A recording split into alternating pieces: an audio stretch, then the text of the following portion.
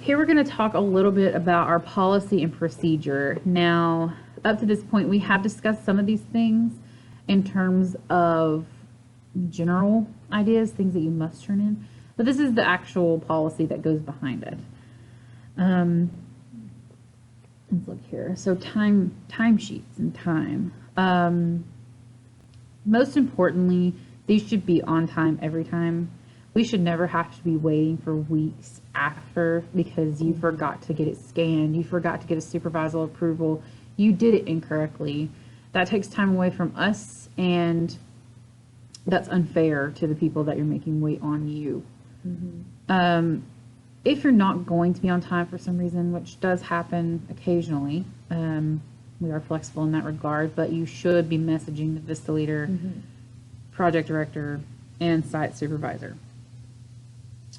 Attendance. Attendance is kept track of in your member service log.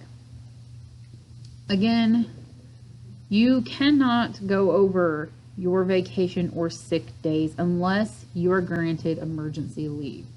And when I say cannot, I mean cannot. If you go over them, that is something that will get you taken out of service. And because you are not following policy and procedure. And that is something that is passed down through federal regulations. Again, if you're going to be out for any reason, please message the VISTA leader, the project director, and your site supervisor if it's not one of those previous people. All three of those people should always know where you are and should never be questioning where you are. Yeah.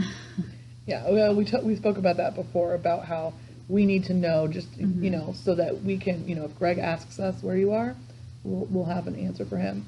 And also, you only get 10 vacation days. Yes. And 10 sick days a year. So, for your VISTA service year. Yes. Or your member service year.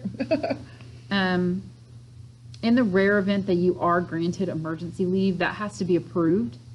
You will see it on your attendance controller in the member service log, but it is not accessible to you until after you approve it. And when I say emergency service leave, that is a very dire circumstance that you would have to leave in case of emergency.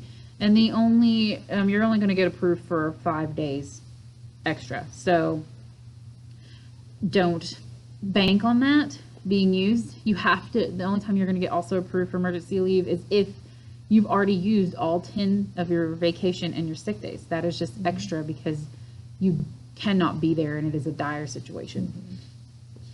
Moving along to flex time. Flex time is a very tricky thing because members are as needed when needed. It is not something that is generally granted.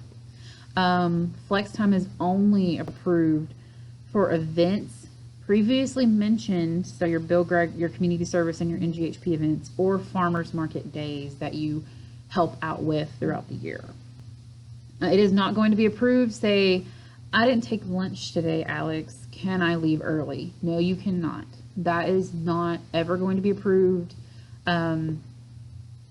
It's just too complicated to keep track of. And that's just our policy. We don't approve it unless you're over 5 hours. And the only way you're going to be over 5 hours is if you're doing one of our events. Yep. Events are defined as separate from your average 40 hours of service per week.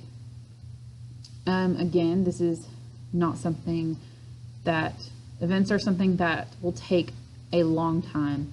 Not, I worked 3 hours here, I worked 2 hours there. But yeah. It's usually a day. And with the farmer's market, an example of that would be is if I worked all 40 hours in the middle of the week, and then I help Caitlin Griggs or the market manager with the farmer's market. That's a whole extra, I believe it's like 6 or 7 hours. So basically it's a whole nother day of work, but that's separate from, the 40 hours. But that must be used within the 2-week period. Yeah. Which meaning it just means taking an extra day off. Essentially. Some people use their flex by coming in late, leaving early, taking a long lunch. All of those are acceptable, but again, you're not allowed to use flex time unless it's for an event. You are not allowed to use flex time unless it's separate from your 40 hours per week.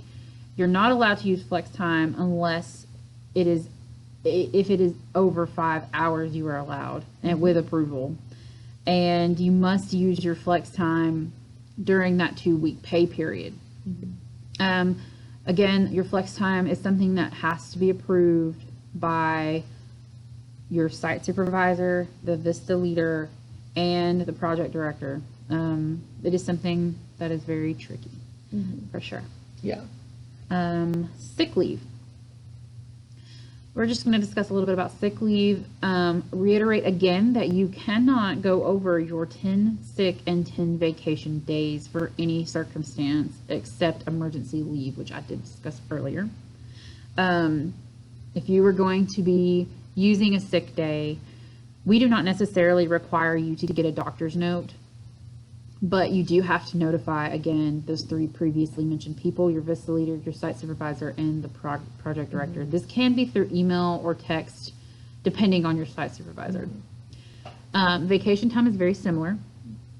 With the whole, you cannot go over your 10 sick, 10 vacation days, and the 3 previously mentioned people must be notified.